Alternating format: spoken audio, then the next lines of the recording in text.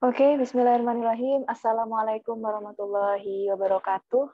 Selamat siang, mahasiswa kelas 2019B untuk hukum acara Mahkamah Konstitusi. Alhamdulillahirrahmanirrahim, pada kesempatan kali ini saya akan melanjutkan kembali materi hukum acara Mahkamah Konstitusi, di mana kali ini kita akan membahas lebih detail lagi, yaitu seperti apa pengujian ataupun uji material undang-undang terhadap Undang-Undang Dasar 1945. Tentunya di sini saya ingin sampaikan terlebih dahulu bahwa dalam melakukan uji material undang-undang terhadap undang-undang dasar, itu ada beberapa hal ataupun ada beberapa bagian yang berbeda dari hukum acara pada umumnya, baik itu hukum acara pidana ataupun hukum acara perdata dan juga hukum acara PT-UN. Dalam hukum acara pengujian undang-undang terhadap UUD 1945 atau yang kita kenal dengan uji material, di sini hakim konstitusi ini memiliki kewenangan untuk melakukan uji material terhadap isi secara substansial dari undang-undang terhadap Undang-Undang Dasar 1945. Jadi di sini pada pokoknya ketika terjadi permohonan, ya, ketika terjadi sebuah permohonan yang diajukan baik itu oleh individu ataupun oleh kelompok, di sini pasti ada yang namanya kedudukan hukum atau legal standing. Nah, nanti kita akan lebih jauh apa sih yang dikatakan sebagai legal standing, lalu apa saja yang nantinya bisa dilakukan dimuat di dalam permohonan tersebut. Hal apa saja atau substansinya apa saja yang bisa diajukan sebagai permohonan. Nah, di sini terkait pengajuan itu ada pengajuan formil dan juga ada pengajuan material. Ya, kita lihat di sini pengajuan formil atau formil Toetsenrecht. Nah, kita bisa lihat di dalam pasal 51 ayat 3 huruf A Undang-Undang Nomor 24 Tahun 2003 tentang MK yang mengatur mengenai pengujian formil, ya, yang mengatur tentang pengujian formil, di mana dalam ketentuan tersebut dikatakan bahwa pemohon itu wajib mengeluarkan dengan jelas bahwa pembentukan undang-undang itu tidak memenuhi ketentuan berdasarkan UUD 1945.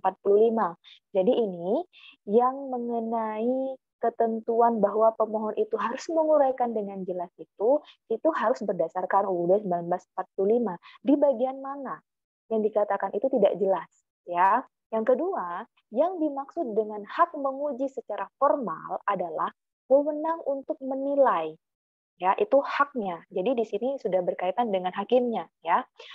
Yang dimaksud dengan pengujian secara formal adalah wewenang untuk menilai apakah suatu produk legislatif berupa undang-undang itu misalnya terjelma melalui cara-cara sebagaimana yang telah ditentukan atau diatur dalam peraturan perundang-undangan yang berlaku ataukah tidak, ya. Jadi pendapat dari Sri Sumantri ini, ya, Sri Sumantri ini mengatakan bahwa yang dikatakan sebagai sebuah prosedur ataupun hak secara formal, hak menguji secara formal ini kita diberikan hak untuk menilai, yaitu siapa? Yaitu hakim. Hakim diberikan hak untuk menilai oleh undang-undang apakah suatu produk legislatif berupa undang-undang itu telah melalui cara-cara yang benar sesuai dengan ketentuan peraturan perundang-undangan yang berlaku. Nah, kemudian Prof. Jimli As-Siddiqi juga mengatakan bahwa yang dikatakan sebagai pengujian secara formal atau formil totsing itu tidak hanya mencakup proses pembentukan undang-undangnya dalam arti sempit saja, melainkan di sini juga mencakup pengujian mengenai aspek bentuk undang-undangnya dan juga pemberlakuan undang-undang itu. Juga dijelaskan bahwa pengujian secara formal ini biasanya terkait dengan soal-soal secara prosedural dan berkenaan dengan legalitas kompetensi institusi yang membuatnya. Jadi siapa di sini institusi yang bisa membuat undang-undang, ya, misalnya DPR, ya. DPR di sini ini ada kaitannya juga dengan aspek yang menjadi pembentuk dari undang-undang itu. Secara prosedural, apakah ini sudah sesuai dengan yang ditentukan dalam undang-undang dasar? Apakah prosedurnya itu sudah dilakukan sebagaimana perumusan peraturan perundang-undang? Jangan-jangan di sini di dalam pembentukan perundang-undangan itu tidak melalui prosedur yang sebagaimana yang telah ditentukan dalam undang-undang dasar. Misalnya melalui ini, pengajuan, dan sebagainya, harus persetujuan presiden, harus dari usulan ini, dan sebagainya, itu harus diklarifikasi, itu harus dinilai, apakah ini sesuai dengan undang-undang dasar atau tidak. Nah, kemudian, dalam hal pengajuan secara formil ini tidak mencangkup dalam arti sempit saja, tapi ini juga menyangkut aspek bentuk dari undang-undang itu, ya, dan juga pemberlakuan undang-undang. Kemudian, dalam ruang lingkup pengujian secara materialnya, kalau tadi pengujian secara formil, di mana pengujian ini dalam ketentuan tersebut itu tidak berarti bahwa pemohon itu wajib menguraikan dengan jelas bahwa pembentukan undang-undang ini tidak memenuhi ketentuan. Jadi di sini kalau kita berbicara masalah pengujian secara formil, berarti kita berbicara masalah sifat-sifat yang prosedural berkenaan dengan legalitas kompetensi dari institusi yang membuatnya, misalnya. Kalau kita berbicara berkenaan dengan pengujian secara material, ini sudah secara substansinya, isinya, materinya, ya, di mana kita bisa dapatkan ini dengan melihat pasal 51 ayat 3 huruf B Undang-Undang Nomor 24 Tahun 2003 tentang Mahkamah Konstitusi. Di mana dalam pasal tersebut mengatur tentang pengujian material. Nah, dalam ketentuan tersebut bahwa pemohon ini wajib menguraikan dengan jelas bahwa materi muatan dalam ayat atau pasal atau bagian dalam undang-undang itu dianggap bertentangan dengan UUD 1945. Itu ya. Kalau formilnya, ini di mana dalam ketentuan tersebut diatur bahwa pemohon itu wajib menguraikan dengan jelas bahwa pembentukan undang-undang itu tidak memenuhi ketentuan berdasarkan UUD 1945. Ya, rekan mahasiswa, saya ulangi kembali agar bisa menjadi pointer bagi teman-teman bisa membedakan yang mana yang dikatakan dengan pengujian formil dan yang mana dikatakan dengan pengujian material.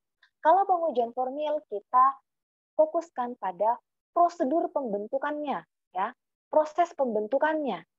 Apakah ini sesuai atau tidak? Sedangkan pengujian secara material, ya, pengujian secara material atau material Topsingre, ya, itu lebih kepada muatan dalam pasal per pasalnya, muatan dalam bagian di dalam undang-undang itu. Jadi isinya, kalau formil itu adalah prosedurnya, ya, kalau materi itu adalah isinya. Jadi dalam hal salah satu pasal atau pasal-pasal tertentu yang diajukan pemohon untuk diuji terhadap UUD ini menyebabkan undang-undang secara keseluruhan tidak dapat dilaksanakan karena hal tersebut, karena salah satu pasal itu, maka tidak hanya ayat itu saja yang dinyatakan bertentangan dengan UUD, akan tetapi keseluruhan dari undang-undang itu yang dinyatakan bertentangan dengan UUD. Misalnya, pemohon itu mengajukan hanya pasal tentang sanksinya, ya. Sedangkan apabila ini sanksi hanya direvisi masalah sanksinya, ini akan berkaitan dengan pasal-pasal yang lainnya. Makanya di sini diperlukan perubahan ataupun pernyataan secara tegas dari Mahkamah Konstitusi untuk melakukan uji materi secara keseluruhan dari undang-undang yang diajukan itu. Jadi tidak hanya satu pasal saja. Kemudian di sini ada dua pendapat dalam hal pengujian secara material. Pendapat dari Harun Al-Rashid dan juga pendapat dari Prof. Jimli Asidiki. Harun Al-Rashid ini mengatakan bahwa hak menguji secara material, yaitu MK, adalah hak mengenai kewenangan pembuat undang-undang dan apakah isinya itu bertentangan atau tidak dengan peraturan yang lebih tinggi. Jimli Asidiki mengatakan bahwa pengujian material ini berkaitan dengan kemungkinan pertentangan materi suatu peraturan dengan peraturan lain yang lebih tinggi, ataupun menyangkut kekhususan-kekhususan yang dimiliki suatu aturan dibandingkan dengan norma-norma yang berlaku secara umum. Ada sedikit perbedaan antara Harun al-Rashid dengan Jimli as-Siddiqi. Jimli as-Siddiqi memasukkan unsur ataupun norma-norma yang berlaku secara umum ataupun ketentuan di dalam masyarakat secara umum, ya, asas-asas ketentuan dalam hukum umum gitu ya. Jadi kemudian Harun al-Rashid ini lebih mengedepankan kepada bertentangan atau tidaknya undang-undang terhadap peraturan yang lebih tinggi. Itu yang dikatakan. Terlepas dari definisi ataupun pemahaman antara pengujian secara formil atau dengan pengujian secara material, di satu sisi kita melihat juga pada siapa yang berwenang untuk mengajukan permohonan terhadap pengujian undang-undang terhadap UUD 1945 itu. Di sini ada yang dikatakan sebagai pemohon. Ya, jadi pemohon ini tugasnya ataupun kedudukannya adalah sebagai seorang ataupun subjek hukum yang dapat mengajukan permohonan kepada Mahkamah Konstitusi terhadap undang-undang yang nantinya akan dilakukan uji material terhadap UUD 1945. Jadi seperti apa kedudukan hukum dari seorang pemohon ataupun legal standing?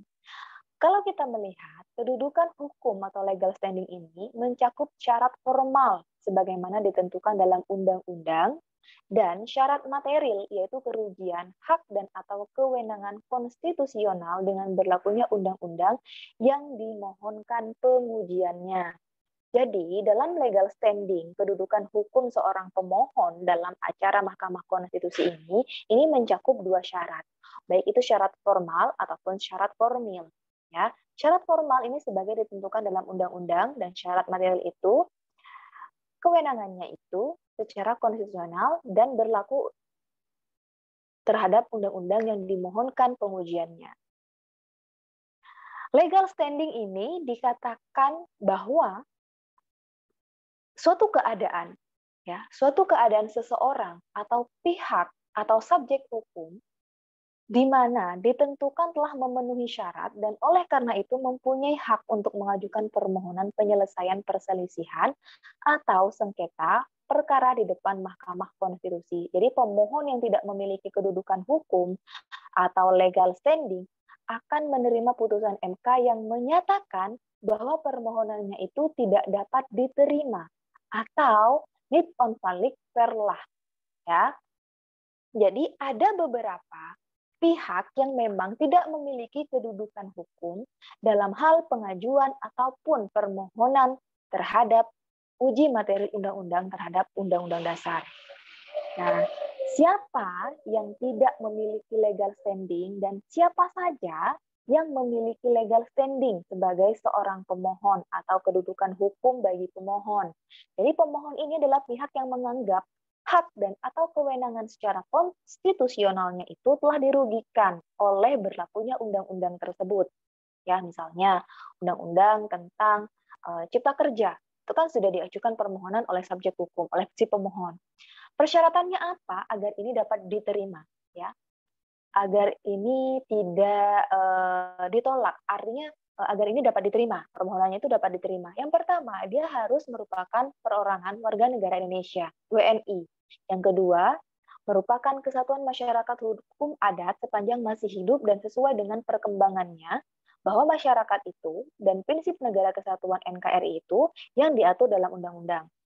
Yang ketiga, merupakan badan hukum publik ataupun privat atau lembaga negara. Jadi yang saya katakan di sini adalah subjek hukum. Nah, subjek hukum ini terbagi menjadi dua, ya, orang ataupun badan hukum. Badan hukum tersebut boleh publik, boleh privat, ataupun dari lembaga negara. Itu boleh. Jadi tidak boleh dari asing, ya. Itu yang bisa mendapatkan legal standing dan permohonannya itu kemungkinan akan diterima dan pasti diterima. Dan di sini kita bisa melihat lagi selanjutnya bahwa posisi pembentuk undang-undang dalam suatu persidangan. Ya, jadi pembentuk undang-undang di sini siapa? Si perumus undang-undang ini siapa? Kita akan mengetahui dan posisi dalam sebuah persidangan, posisi dari pembentuk undang-undang di dalam persidangan ini seperti apa? Jadi posisi pembentuk undang-undang di sini kan MPR ini kan merupakan lembaga yang berwenang untuk membentuk UUD, ya UUD loh ya, bukan undang-undang. MPR sudah beda kedudukannya dengan DPR, beda kedudukannya dengan DPD. Ya, jadi MPR ini merupakan pemilik kewenangan tertinggi untuk melakukan revisi ataupun pembentukan UUD 1945. Sedangkan DPR, DPD, Presiden merupakan lembaga-lembaga negara yang berwenang untuk membentuk undang-undang. Jadi si pembentuk undang-undang itu siapa? Ya DPR, ya DPD, ya Presiden gitu loh. Oleh sebab itu, dalam perkara pengujian undang-undang terhadap undang-undang dasar ini dipandang perlu untuk mendengarkan keterangan dari para pihak, baik itu si pemohon ataupun si pembentuk undang-undang. Nah, untuk apa keterangan dari pembentuk undang-undang itu diperlukan? Ya, keterangan tersebut itu diperlukan tatkala Mahkamah Konstitusi ini mendapatkan keterangan lebih mendalam, lebih detail mengenai latar belakang serta maksud dan dari materi muatan ayat tersebut, pasal per pasalnya, bagian-bagiannya dari masing-masing undang-undang itu, dan hubungannya itu seperti apa? Hubungan antara pasal yang satu dengan yang pasal yang lainnya, lalu apa yang menjadi muatan dan apa yang melatar belakangi atau apa rasio legisnya, itu pasti akan diketahui dan akan ditanyakan dan akan diklarifikasi kepada siapa, yaitu kepada pembentuk undang-undang. Sehingga nantinya secara keseluruhan ini dapat dimaknai secara utuh oleh hakim MK itu. Sebenarnya apa sih tujuan dari membentuk undang-undang ini? Kita harus mendengarkan secara jelas. Kita tidak bisa hanya mendengarkan dari sisi pemohonnya saja. Kalau kita tidak bisa mendengarkan penjelasan lebih detail dari para pembentuk ataupun perumus undang-undang itu. Posisi pembentuk undang-undang kita bisa melihat dalam pasal 41 ayat 2 nomor 24 tahun 2003 tentang MK bahwa dalam persidangan hakim MK ini memeriksa permohonan beserta alat bukti yang diajukan. Kemudian hakim konstitusi ini wajib memanggil para pihak, ya.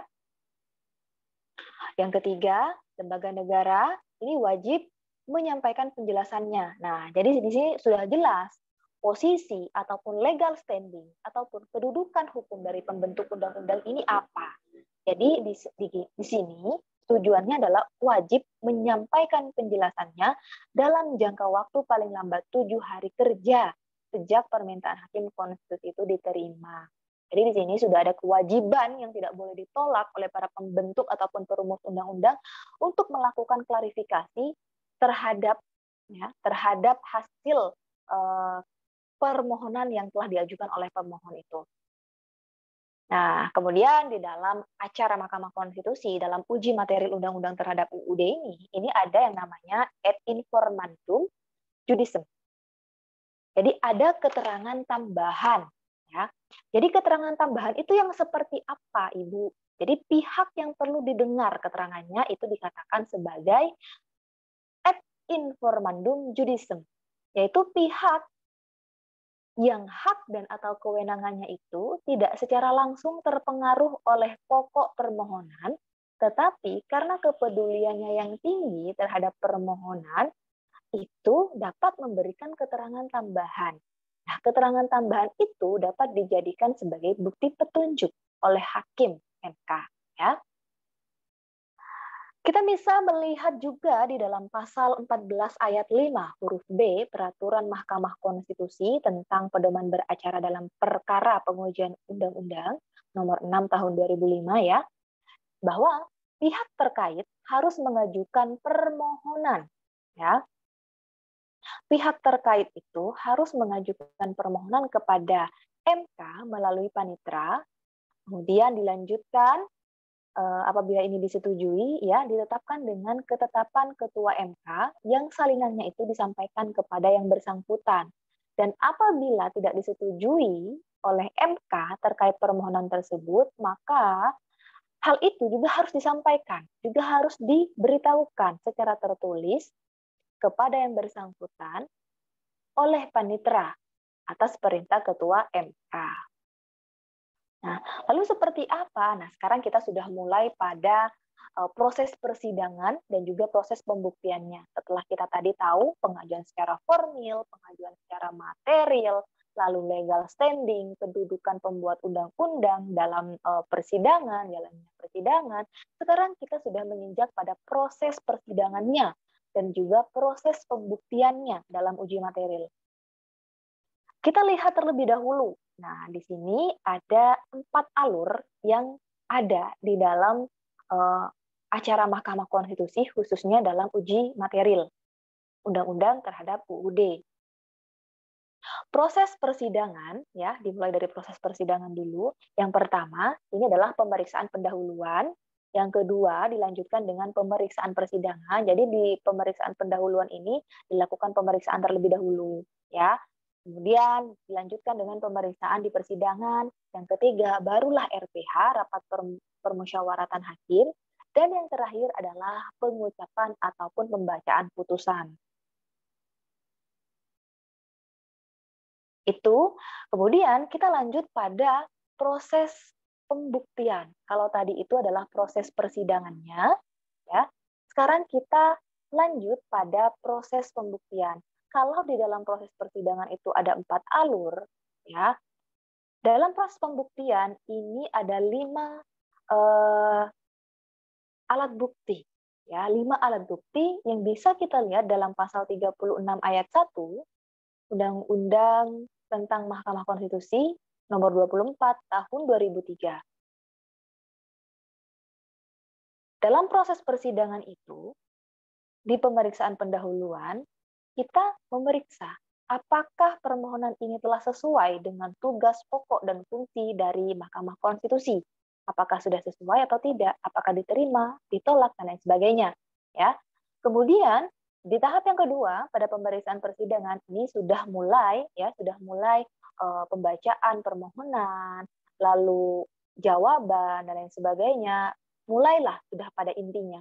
Kemudian setelah semua rangkaian dari proses persidangan itu dilaksanakan, pembuktian dan lain sebagainya, ini akan dilanjutkan pada RPH, rapat permusyawaratan hakim.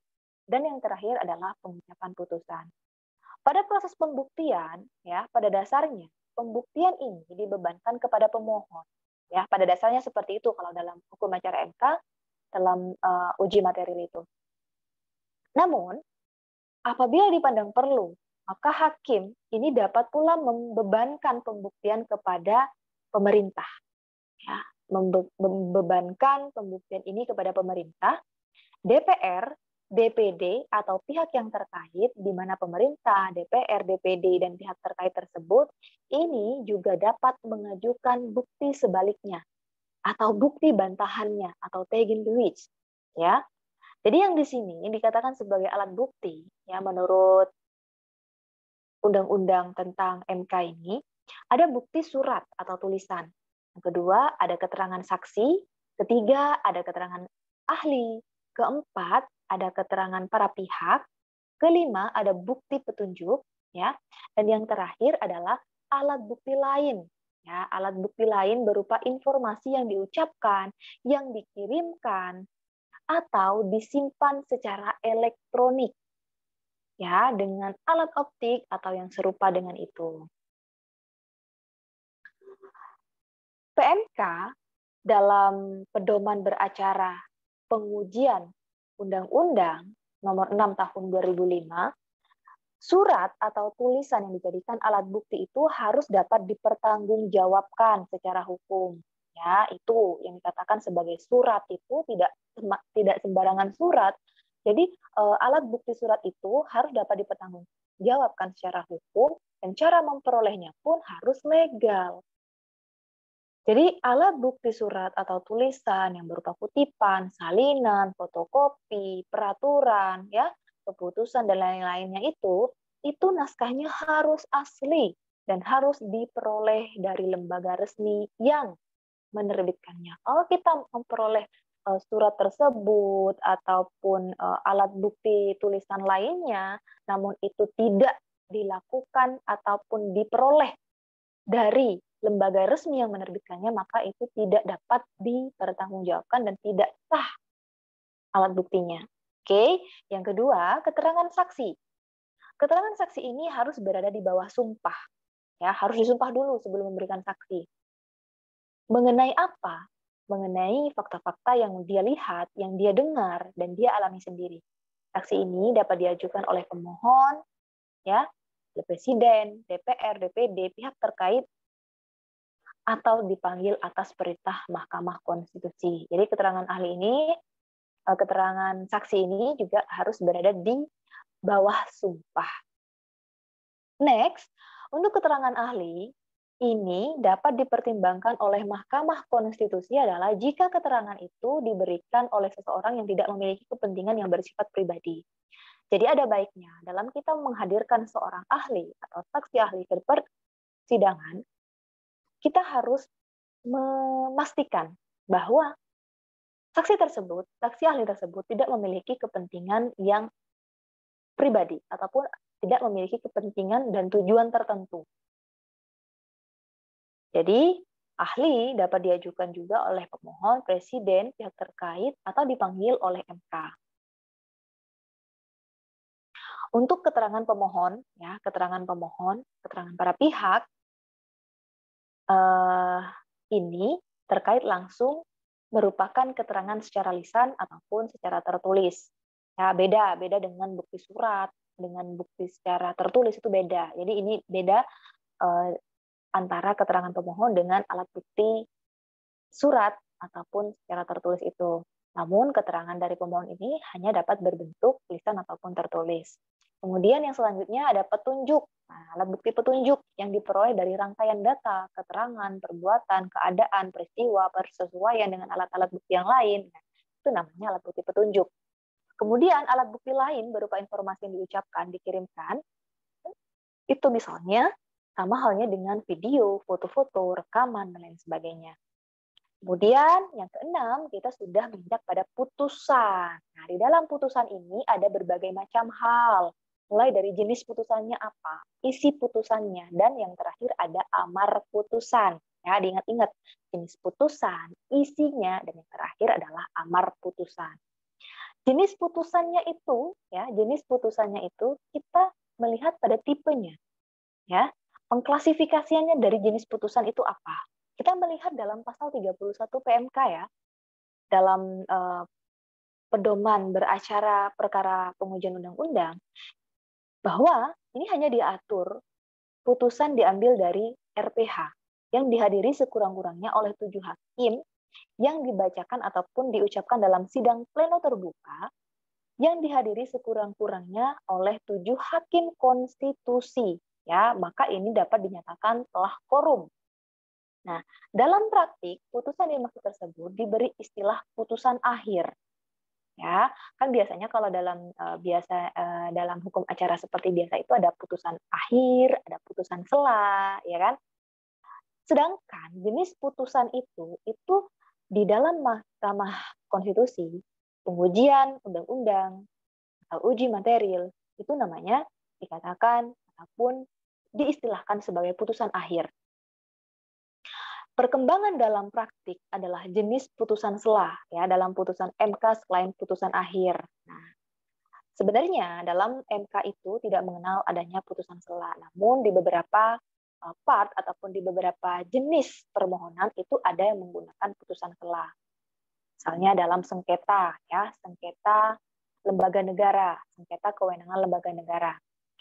Kemudian walaupun dalam PMK tentang pengujian ini tidak diatur tentang putusan sela ya di dalam uji materi ini sebenarnya tidak diatur tentang putusan sela atau provisi, tapi ada di PMK yang lain, peraturan Mahkamah Konstitusi yang lain, yaitu tentang apa? Bukan tentang uji undang-undang terhadap undang-undang dasar itu maksudnya. Jadi bisa di dalam sengketa kewenangan lembaga negara. Di dalam itu juga ada putusan sela ataupun provisi. Putusan sela pada dasarnya sudah sering dimintakan oleh pemohon dalam berbagai perkara pengujian undang-undang terhadap undang-undang. Namun di dalam peraturan Mahkamah Konstitusi tentang pedoman beracara dalam perkara pengujian undang-undang ini hanya diatur tentang putusan akhir saja. Ya, jenis putusannya adalah jenis putusan akhir. Kemudian untuk isi putusannya, kita bisa lihat di dalam pasal 48 Undang-Undang Nomor 24 Tahun 2003 tentang MK, ini diatur mengenai substansi putusan. Mulai yang pertama ya, yang pertama. Ini di paling atas itu harus ada kalimat seperti ini. Mahkamah Konstitusi memberikan putusan demi keadilan berdasarkan ketuhanan yang Maha Esa. Jadi setiap putusan MK itu harus memuat yang pertama ya, yang paling atas itu adalah kepala putusannya itu yang berbunyi. Itu pasti ada di setiap putusan-putusan Mahkamah Konstitusi, itu pasti ada yang berbunyi seperti ini. Demi keadilan berdasarkan ketuhanan yang Maha Esa. Baru diteruskan poin-poin ataupun part-part selanjutnya, misalnya identitasnya, ringkasan permohonannya, pertimbangannya, ya, pertimbangan hukumnya yang menjadi dasar putusan itu apa, amar putusannya hingga pada tanggalnya.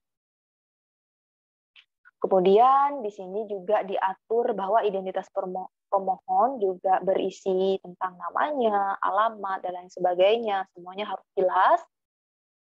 Untuk pertimbangan terhadap fakta yang terungkap dalam persidangan, ini juga terdiri dari pendirian permohonan terhadap permohonannya itu, keterangan presiden, keterangan para pihak terkait, ya, hasil pemeriksaan alat-alat bukti, dan untuk pertimbangan hukum yang menjadi dasar putusan ini, putusan MK dalam menguji materi ini misalnya maksud dan tujuannya dari permohonan itu apa, apakah sudah sesuai atau tidak, lalu kewenangan MK ini harus disesuaikan, ya, kedudukan hukumnya, legal standing-nya ini juga harus disesuaikan, alasan dalam pokok permohonannya itu, kesimpulannya juga harus difokuskan.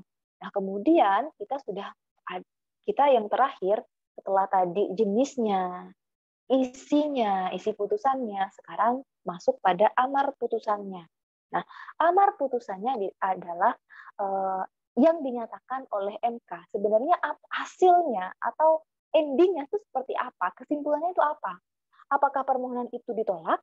Apakah permohonan itu tidak dapat diterima, dikabulkan, ataupun yang lainnya? Perkembangan putusan MK gitu. Nah, di sini amar putusan itu ada 4, ya. Ada yang ditolak, ada yang tidak dapat diterima, ada yang dikabulkan, dan ada perkembangan putusan MK. Nah, perkembangan putusan MK itu juga ada bagiannya lagi. Ada konstitusional bersyarat, tidak konstitusional bersyarat, penundaan keberlakuan putusan, perumusan norma dalam putusan. Untuk amar putusan yang ditolak dalam hal undang-undang yang dimaksud itu tidak bertentangan dengan undang-undang dasar, baik mengenai pembentukannya maupun materinya, baik itu secara formilnya ataupun materialnya, maka amar putusannya itu menyatakan permohonan itu ditolak karena itu tidak bertentangan. Kemudian apabila amar putusannya itu menyatakan tidak dapat diterima, dalam hal ini adalah Mahkamah Konstitusi itu berpendapat bahwa pemohon ya atau permohonannya itu tidak memenuhi syarat sebagaimana yang dimaksud dalam pasal 50 dan pasal 51 bahwa amar putusan itu menyatakan permohonan itu tidak dapat diterima. Artinya ditolak karena tidak sesuai dengan pasal 50 dan pasal 51 itu. Apabila amar putusan itu menyatakan bahwa permohonannya itu dikabulkan, kita bisa melihat di dalam pasal 56 ayat 2 Undang-Undang tentang MK, maka diatur tentang amar putusan yang menyatakan bahwa permohonan itu dikabulkan. Dalam hal apa? Yaitu dalam hal Mahkamah Konstitusi ini berpendapat bahwa permohonan itu beralasan. Amar putusannya menyatakan permohonan itu dikabulkan. Jadi ini sudah termasuk ya, jadi setelah dilakukan analisis oleh hakim, maka ini sudah dinyatakan dikabulkan dan artinya ini bertentangan dengan UUD. Kemudian kalau kita melihat pada perkembangan putusan MK pada substansi konstitusional bersyarat, jika hanya berdasarkan pada ketiga jenis putusan tersebut, ini akan sulit untuk melakukan uji undang-undang. Ya, jika putusannya itu langsung ditolak, ya tidak dapat diterima, lalu dikabulkan, ini tidak bisa sulit untuk melakukan pengujian undang-undang terhadap undang-undang dasar. Karena seringkali mempunyai sifat yang dirumuskan secara umum, padahal dalam rumusan yang sangat umum itu belum diketahui apakah dalam pelaksanaannya ini akan bertentangan dengan UUD atau tidak. Makanya di sini kita mengkreasikan dengan mengajukan sebuah persyaratan jika sebuah ketentuan yang rumusannya itu bersifat umum, maka di kemudian hari ini dilaksanakan dalam bentuk A. maka pelaksanaan A itu tidak bertentangan dengan konstitusi. Akan tetapi, jika berangkat dari perumusan yang umum tersebut, kemudian bentuk pelaksanaannya, kemudian B, maka B akan bertentangan dengan konstitusi. Dengan demikian, ia bisa diujikan kembali. Makanya di sini ada yang namanya konstitusional bersyarat. Konstitusional bersyarat itu artinya kita dapat melakukan perubahan-perubahan terhadap undang-undang tersebut sepanjang telah ditentukan oleh MK berdasarkan perkembangan putusan MK itu, ya, bahwa ada ketentuan yang harus dilakukan apabila ingin undang-undang itu tetap dilaksanakan. Maka untuk perkembangan putusan MK ini, ketika di kemudian hari dilaksanakan dalam bentuk A, maka pelaksanaan itu tidak bertentangan dengan konstitusi misalnya. Kemudian bentuk pelaksanaannya ketika B, maka B ini akan bertentangan dengan konstitusi. Nah, dengan demikian ini bisa dilakukan uji materi lagi. Kemudian untuk perkembangan putusan MK tidak konstitusional bersyarat, yang dikatakan dengan tidak konstitusional bersyarat adalah putusan tidak konstitusional bersyarat itu disebabkan karena hanya berdasarkan pada amar putusan yang diatur, ya, yang diatur permohonan itu tidak dapat diterima. Ya, kalau putusannya itu pada amar putusannya itu tidak dapat diterima, maka permohonannya itu dikabulkan dan permohonan itu ditolak, maka akan sulit untuk melakukan uji undang-undang itu, uji material itu, di mana sebuah undang-undang itu seringkali mempunyai sifat yang dirumuskan secara umum. Padahal dalam rumusan yang sangat umum itu belum tentu diketahui secara langsung apakah dalam pelaksanaannya itu akan bertentangan dengan UUD atau tidak. Nah, ini yang dikatakan sebagai perkembangan dalam putusan MK itu tidak konstitusional bersyarat. Dan selanjutnya, pada perkembangan putusan MK dalam penundaan keberlakuan putusan dan juga perumusan norma dalam putusan, dalam penundaan keberlakuan putusan ini diperlukan jangka waktu paling lama 3 tahun, ya teman-teman. Apabila dalam jangka waktu 3 tahun ini tidak dapat dipenuhi oleh pembuat undang-undang, maka ketentuan dalam pasal tersebut ini dengan sendirinya ataupun demi hukum atau van rehbe ini tidak mempunyai kekuatan hukum yang mengikat lagi. Jadi artinya dalam penundaan keberlakuan putusan ini hanya berlaku dalam kurun waktu 3 tahun. Apabila dalam waktu 3 tahun ini tidak dipenuhi oleh pembuat undang-undang sebagaimana yang telah ditentukan, maka ini dapat dinyatakan batal demi hukum. Artinya ini tidak berlaku secara legal lagi. Ya, legalitasnya sudah tidak ada, jadi tidak memiliki kekuatan hukum, sudah ya. Dalam perumusan norma dalam putusan ini, ya, dalam bagian mengadili putusan, ya, Mahkamah Konstitusi ini menyatakan bahwa bagian tertentu dalam pasal-pasal yang diajukan permohonan sebagai bertentangan dengan UUD ini tidak mempunyai kekuatan hukum mengikat. Akibat dari penghapusan bagian tertentu tersebut, maka pasal-pasal tersebut menjadi sebuah norma baru yang berbeda dengan norma yang sebelumnya.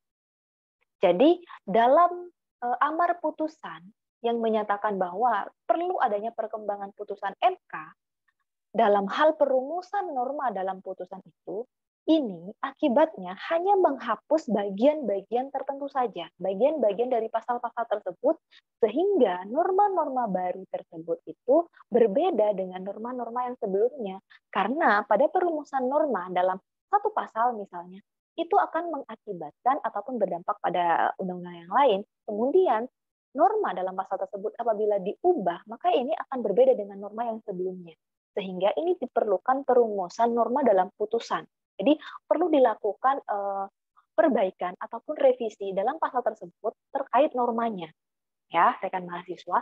Jadi dari sini sudah dapat diketahui bahwa dalam perkembangan putusan MK, ya dalam perkembangan putusan MK itu yang menyatakan bahwa keputusan MK itu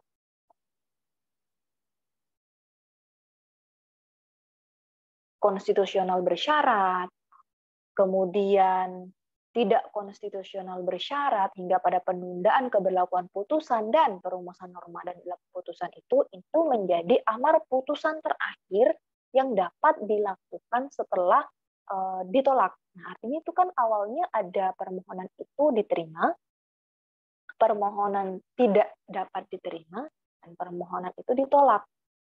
Ya kan? Kemudian dalam praktiknya, nah, Ada yang ditolak, tidak dapat diterima, dikabulkan. Ya, awalnya kan hanya 3. Ditolak, tidak dapat diterima, dikabulkan. Dan kemudian yang terakhir ada perkembangan putusan MK. Pada praktiknya, ini ada perkembangan putusan MK. Misalnya kita lihat di dalam Undang-Undang Cipta Kerja yang menyatakan amar putusannya itu adalah konstitusional bersyarat. Ya. Jadi di sini amar putusan di dalam pengujian undang-undang terhadap undang-undang dasar itu tidak hanya berkutat pada 3 hal, yaitu tidak hanya isinya itu berupa amar putusannya itu tidak hanya berupa permohonan ditolak, permohonan tidak dapat diterima, permohonan dikabulkan, dan lain sebagainya. Itu kemudian di sini di dalam amar putusan itu bisa juga berdasarkan perkembangan putusan MK. Jadi tidak sekaligus di situ. Ada beberapa jenjang waktu, misalnya tadi 3 tahun, ya, baru bisa dikatakan penundaan keberlakuan putusan itu baru dapat dilaksanakan setelah 3 tahun, dan apabila 3 tahun itu tidak dilaksanakan, maka itu akan berlaku tidak berlaku hukum secara tetap lagi. Artinya peraturan itu sudah tidak memiliki kekuatan hukum lagi, ya. Jadi dalam putusan MK itu telah menyatakan bahwa apabila di dalam putusan ataupun amar putusan MK itu sudah menyatakan adanya perkembangan putusan MK baik dari 4 itu tadi, konstitusional bersyarat, tidak konstitusional bersyarat, penundaan, ya, kemudian norma, perbaikan norma. Nah, itu dapat dilakukan uji material dan menjadi pertimbangan hakim apakah uji material undang-undang terhadap undang-undang dasar itu mampu dilaksanakan. Karena kalau kita hanya melihat pada amar putusan itu ditolak, amar putusan itu dikabulkan, ataupun amar putusan itu tidak diterima, itu tidak bisa ataupun tidak dapat dilakukan uji material. Karena uji material itu tidak hanya pada saat itu saja. Kita melihat pada perkembangannya juga. Jadi seperti itu. Jadi kemudian ketika dilakukan perkembangan, apakah ini sesuai dengan yang dipertentangkan di dalam UUD 1945 itu? Ya, rekan mahasiswa, jadi itu yang bisa saya sampaikan terkait materi saya dalam hal hukum acara Mahkamah Konstitusi ini terkait pengujian undang-undang terhadap UUD atau yang biasa dikenal dengan uji material. Ya, rekan mahasiswa. Oke, dari sini mungkin ada yang ingin ditanyakan, silahkan teman-teman komen di kolom komentar kalau ada yang ingin perlu didiskusikan, ditanyakan, diklarifikasi, dan lain sebagainya. Yang bersifat membangun, yang bersifat saran, monggo dipersilahkan. Dan saya pribadi mengucapkan terima kasih banyak yang telah menyaksikan video saya. Semoga video ini bermanfaat, dan semoga apa yang saya share kepada teman-teman bermanfaat dan berdampak baik terhadap teman-teman semua dan dijadikan sebagai bahan evaluasi. Oke, dari sini saya akhiri perkuliahan hari ini. Terima kasih sekali lagi dan mohon maaf saya pamit. Assalamualaikum warahmatullahi wabarakatuh.